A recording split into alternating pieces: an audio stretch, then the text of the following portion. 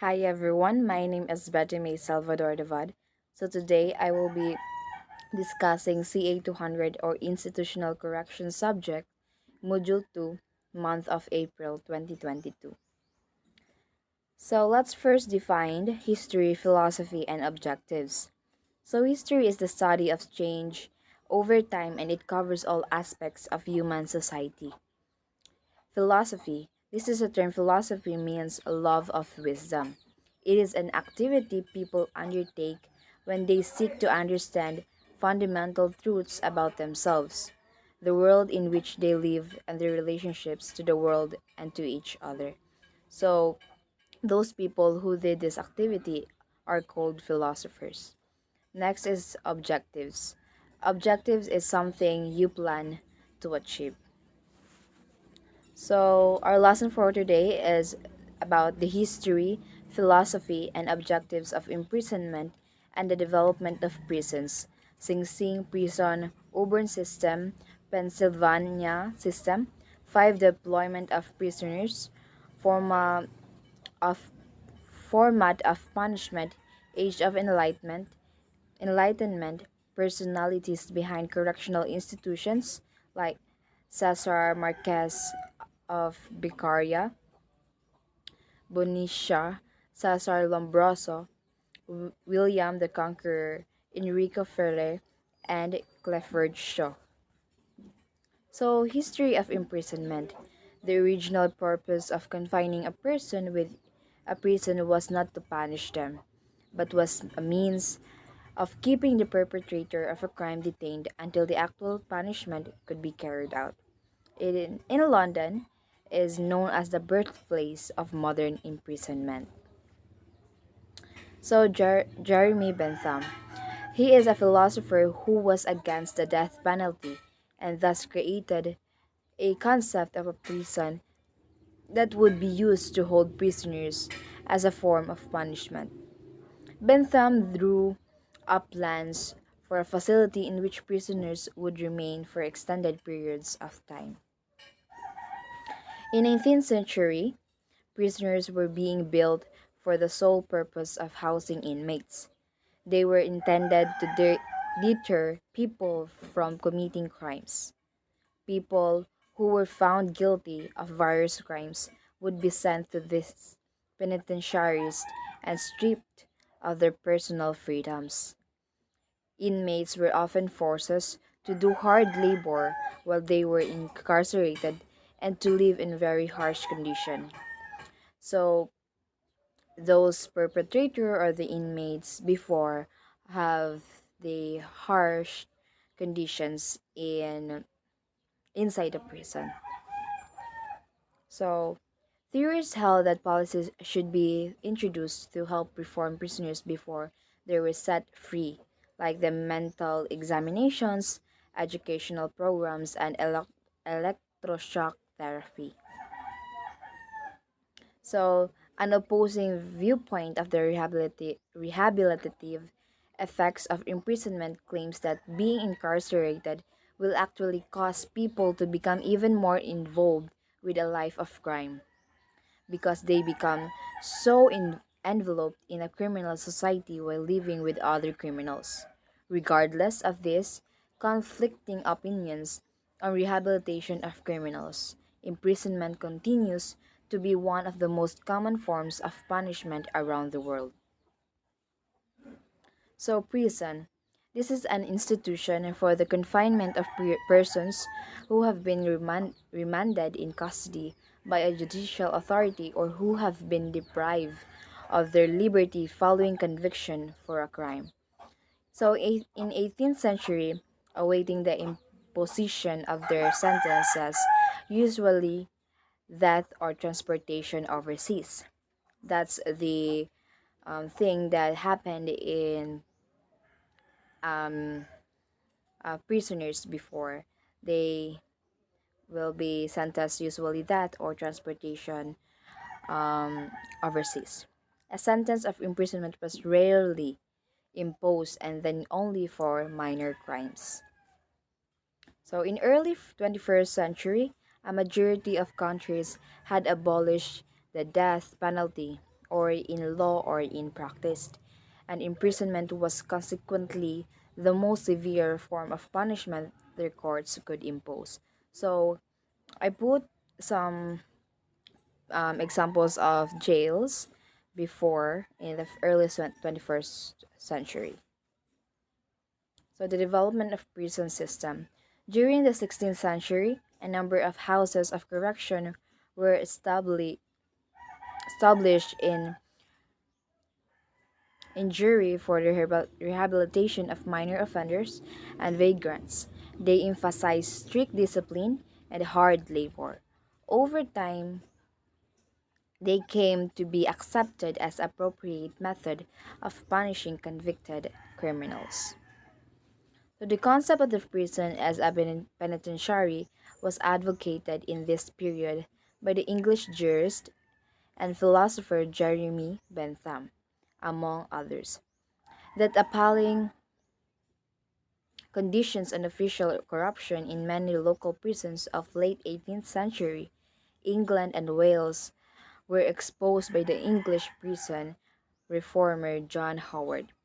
The public outrage that Bentham and Howard helped generate led to a national system of inspection and the construction of convict prisons for those serving longer sentences.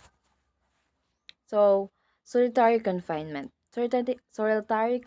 of criminals came to be viewed as ideal because it was thought that solitude would help the offender to become penitent and that penitence would result in rehabilitation. So, the solitary confinement before helped those criminals to not do to not commit crime again. They help or they rehabilitate those perpetrators or the inmates before.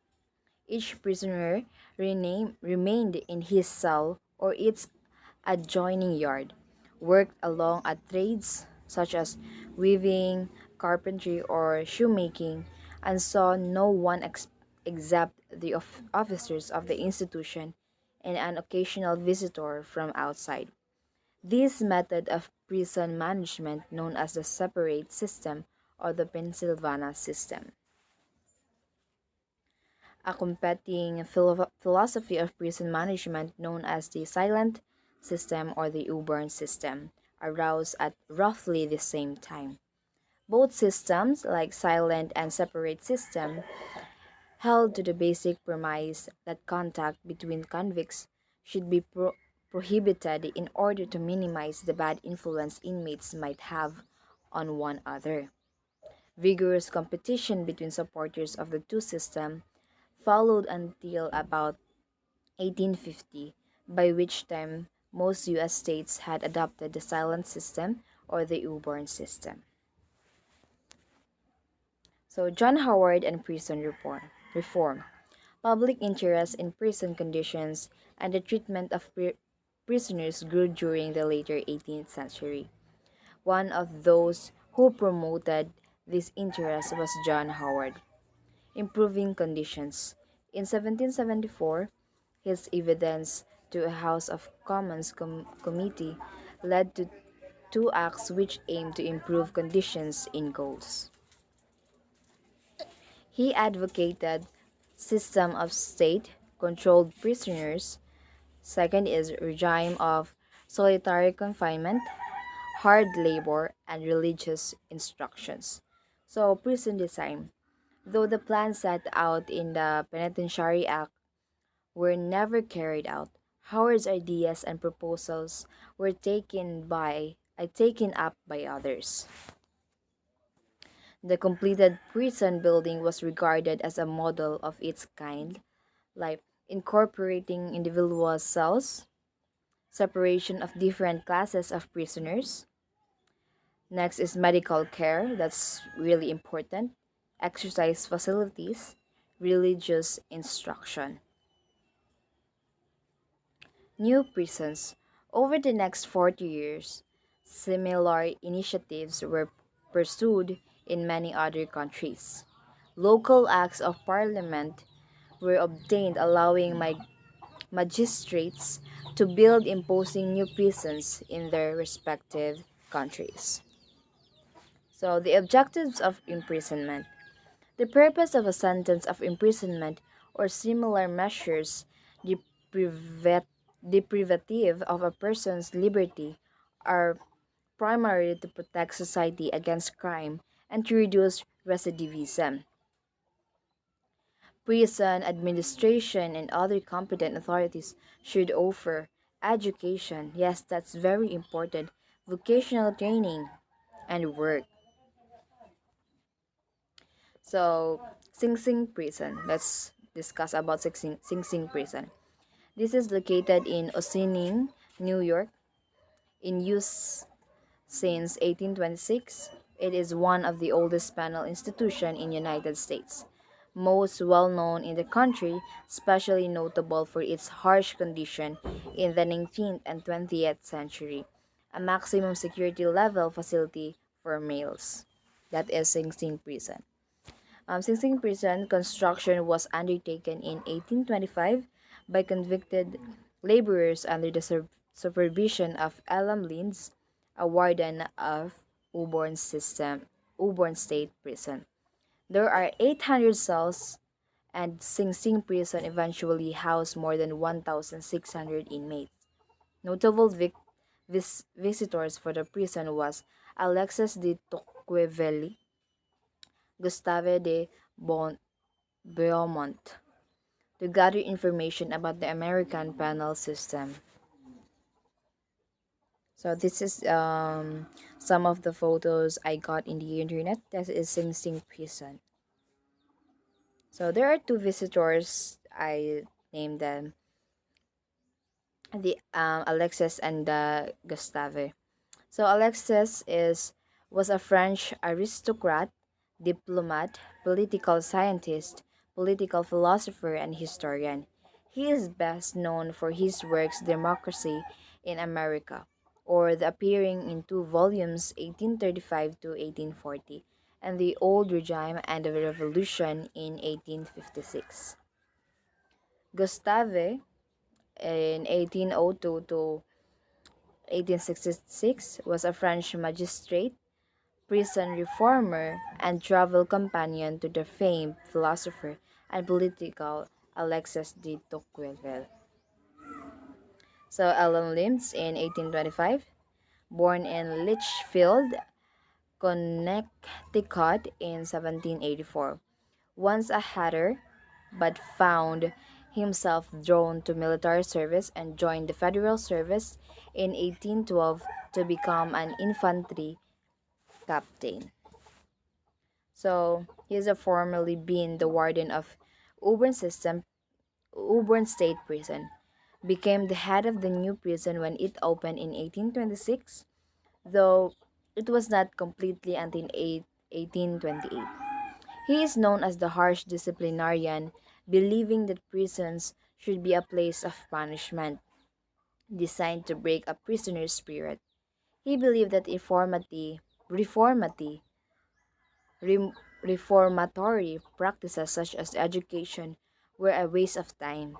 His ultimate goal was to reduce the prisoners to a silent and insulated working machine. So, Alan is very disciplinarian, and he wants to um, he wants to make the prison or the jail a punishment, or the place of punishment.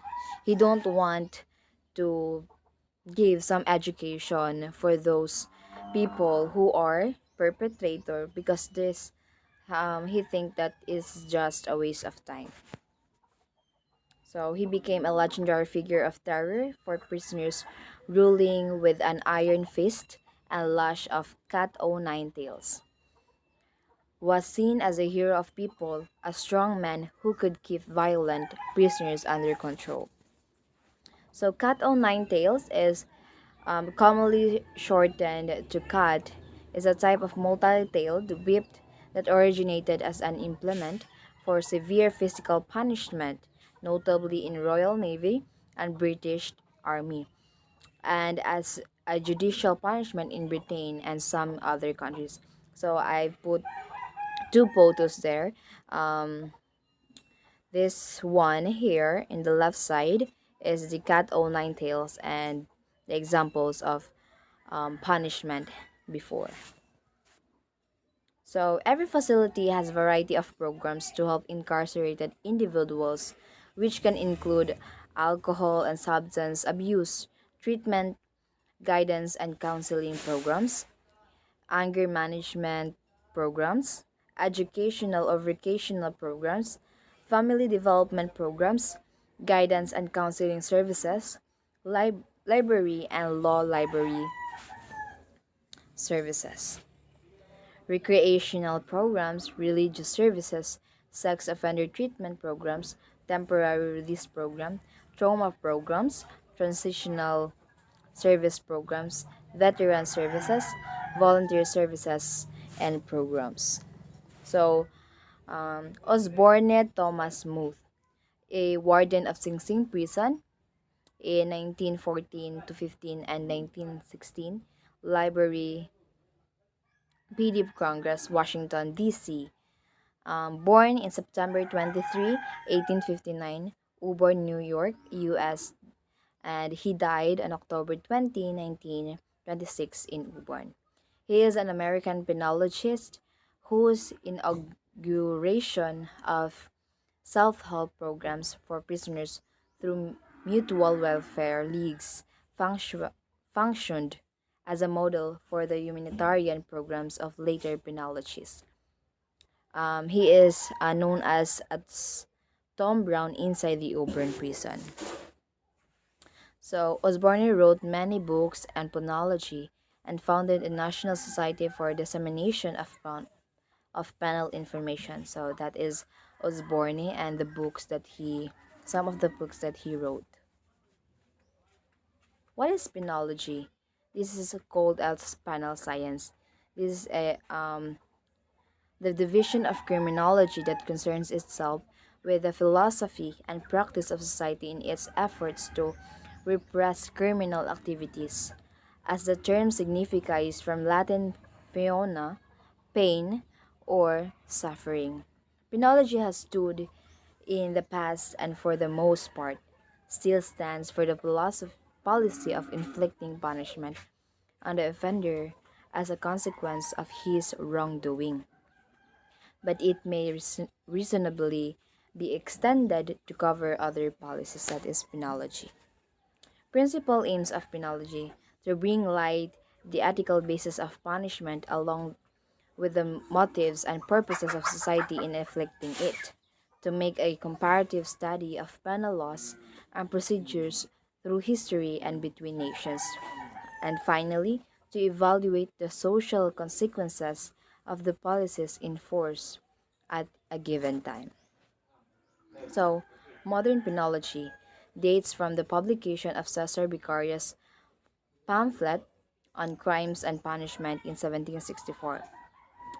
Jean-Jacques Rousseau, Voltaire, and Montesquieu in France, and Jeremy Bentham in England. Known as the classical school was followed a generation later by the neoclassical school under revolutionary periods in France, which modified Beccaria's rigorous doctrine.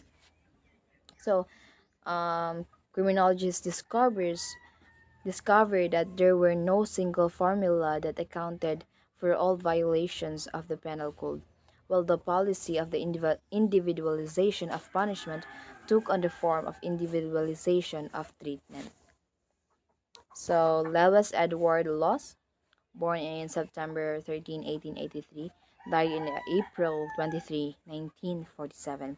He is a U.S. penologist whose introduction of novel penal administrative policies helped to emphasize a rehabilitative role of prisons. He instituted such reforms such as establishment of theatricals, film showing, athletics, the installation of worship, safety devices, provision of radio earphones for each cell. He also required all inmates to wear the same kind of uniform in order to destroy distinctions of wealth and of outside status. So we can see some of the inmates are using the same t-shirt like orange or black and white or the yellow. His his best known book is The 20,000 Years in Sing Sing in the year 1932. Sing Sing prison cell, their original building was 476 feet long, 44 feet wide, 4 tiers high with a capacity of 800 cells built of Sing Sing marbles. So these are the examples of Sing Sing prison or cells.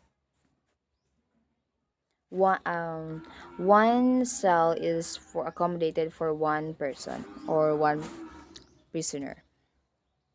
So next is the Auburn State Prison. It is located in Auburn, New York. Opened in 1816, established a disciplinary and administrative system based on the silence, corporal punishment, and congregate or group labor. In architecture and routine, Auburn became the model for prisons throughout the United States. So, in the early 19th century, many Americans believed that industrialization and dramatic demographic, economic, and political upheavals had conspired against the traditional controls of family, church, and community. From their perspective, these moral guardians could no longer adequately control disorder. Yes, that's true. They saw crime as the product of social chaos. So, Auburn originally used congregate cells, but in 1821, Warden William Brittain borrowed the concept of solitary cells from the so-called Pennsylvania system. So, Warden William Brittain designed a unique five-tiered cell block of two rows of single cells placed back to back in the center of the building. The cells measured only a 3.5 feet wide, 7.5 feet long, and 7 feet high. So doors faced outer walls lined with grated windows that provided indirect light and air. This pattern of small inside cell blocks was later adopted by most state prisons in the United States, whereas the Pennsylvania system inmates did handicraft work in their cells. So that's the picture I showed was examples. So Auburn briefly in 1825 21 to 25 implemented a three-level classification system. Under it is the minor offenders, which they labored in workshop during the day and retired to separate cells at night. Next is the serious offenders. Offenders is the alternated their days between solitary confinement and congregate work. And next is the most hardened criminals were placed in solitary confinement without work. So this is example of cells before. So male inmates and female inmates. Male inmates work in congregate shops by day, returning to individual cells at night. Female are first committed in Auburn in 1825 were relegated to an attic and excluded from regular work and exercise. So Britain's successor and element enforced a quasi-military routine of absolute silence, strict discipline, and economic productivity. So Auburn, New York, United States is founded in 1793 by John Hardin Birch, an officer in American Revolution, on the site of Cayuga Indian village called Wasco. It was first known as the Hardin Birch Corners. So this is the photos. So Pennsylvania system. Penal method based on the principle that solitary confinement fosters penitence and encourages reformation. In 1829, the Eastern State Penitentiary on Cherry Hill in Philadelphia applied the so-called separate philosophy. So, again, the example of prison or the cells in Pennsylvania system. So, cells measured 16 feet high, nearly 12 feet long, 7.5 feet wide. Prisoners saw no one except institution officers and an occasional visitor. So that is something like a boarding situation for those prisoners before. Examples of prison cells. So the Pennsylvania system was superseded in the United States by the Auburn system.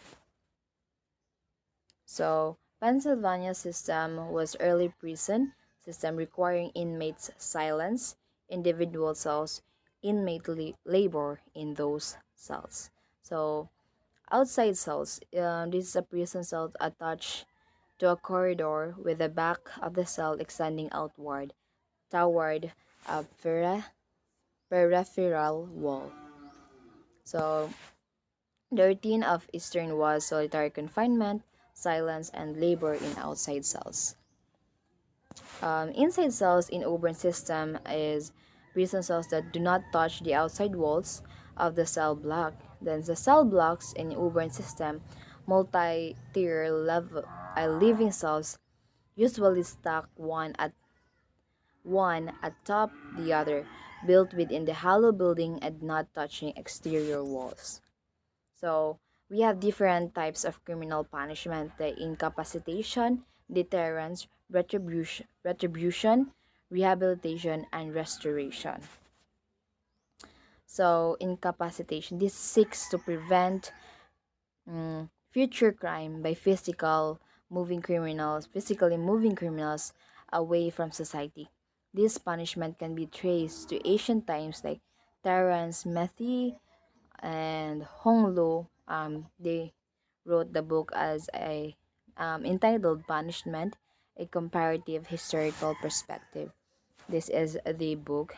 This book in 2005 is designed to identify and examine the source of similarity and differences in types of economic punishment, incapacitation devices, structures, and lethal and non-lethal forms of corporal punishment over time and place.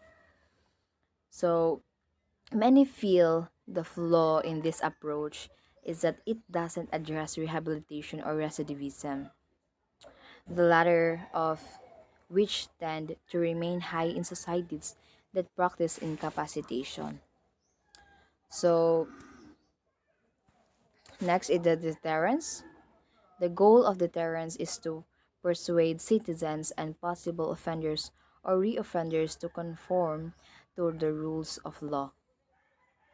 So Matthew and Lou explain that four types of deterrence are generally recognized as specific deterrence, general deterrence, marginal deterrence, and partial deterrence. So specific deterrence is analyze how effective punishment is on the individual's future behavior. General deterrence is seeks to understand how individual punishment can deter others from committing crimes. Marginal deterrence is to reconcile how effective different types of punishment are as either specific or general deterrence.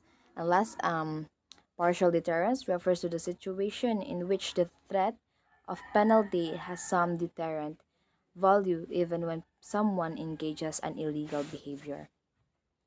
So, the effectiveness of deterrence as a criminal punishment is difficult to assess because people may follow the law for other reasons that may be challenging to track, such as religious or moral beliefs and physical incapacitation or lack of opportunity. So, third is retribution. Retribution has roots in Judeo-Christian tradition of justice. Um, Retribution is one of the first form of punishment, essentially the idea of an eye for an eye. So this book explains that retribution presents crime by giving victims to society a certain sense of satisfaction that a defendant has been punished appropriately, reinforcing the belief that the criminal justice system is working effectively. So, the fourth is rehabilitation. This is a common prison policy in America up until 1970s. Rehabilitation focuses on helping criminals and prisoners overcome the barriers that led them committing criminal acts. This includes developing occupational skills and resolving psychological or drug addiction and aggression. So rehabilitation is very important. So American Psychological Association is or the APA reports that in examining massive data individualized approaches to crime completed with community-based approaches can prove effective in reducing offender recidivism. So, rehabilitation seeks to prevent future crime by altering a criminal's behavior. This typically includes offering a host of programs while in prison, including education and vocational programs, treatment center placement, mental health counseling. So the goal is to lower the rate of recidivism or people committing another crime after getting released from prison. So rehabilitation is very important in every prisons just to help those who are in overuse of drugs or in alcohol and those who have mental problems. Rehabilitation is very helpful for them. And lastly, the restoration, a radically different approach of criminal punishment. The goal of restoration is for the offender to make direct amends to both the victim and the community in which the crime was committed. During the process of restoration, victims initiate a process in which both they and the offender meet to share feelings and concerns. The dialogue offers victims the opportunity to heard and the offender to make amends and receive forgiveness. So, about this restoration, the offender and the victim are have the opportunity to communicate to each other to help those offender and victims what is the reason behind that kind of crime. So age of enlightenment, also known as age of enlightenment. It is a centered idea that reason and primary source of authority and legitimacy. This movement advocates such ideals as liberty, progress, tolerance, fraternity, constitutional government, separation of church and state. So the impact, the ideas of enlightenment played a major role in inspiring the French Revolution, which began in 1789 and emphasized the rights of common men as opposed to exclusive rights of elites. So, we have the personalities behind correctional institution. We have Cesar Beccaria, Cesar Lombroso, William the Conqueror, Enrico Ferre, and Clifford Shaw. Cesar Beccaria was born in March 15, died in November 28, 1794. He is an Italian criminologist and economist whose um, Crimes and Punishment in 1764 was a celebrated volume on the reform of criminal justice. He is considered as the father of modern criminal law and the father of criminal justice. That is Cesar Beccaria. Beccaria forwarded into two important philosophical theories through his text. The first is social contract, and this refers to the belief that the government exists solely to serve the people and the people are the source of the government's political power. Next, it is utilitarianism.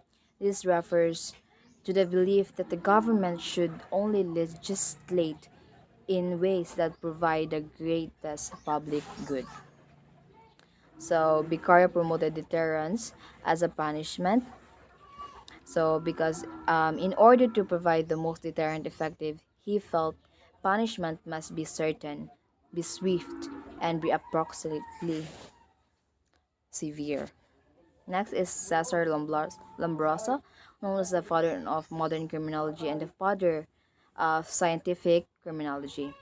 His theory of the born criminal dominated thinking about criminal behavior in the late 19th and early 20th century. He is the founder of the Italian school of positivist.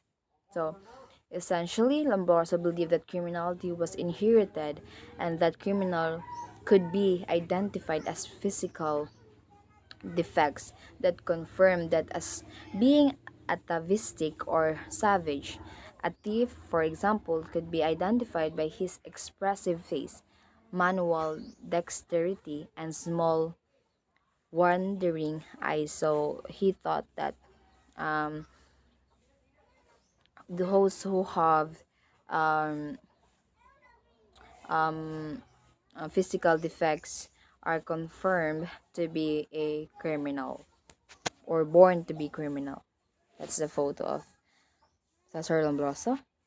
Next is William the Conqueror. Um, he made himself the mightiest noble in France and then changed the course of England's history by his conquest of the country. William the Conqueror's rule analyzed the reason behind the creation of the Domesday Book and why it is such an important historical document. This is Domesday Book. It aims was to determine what each landholder had in worth, to determine what taxes had been owned under Edward of the Confessor. So this is him, and that is the book.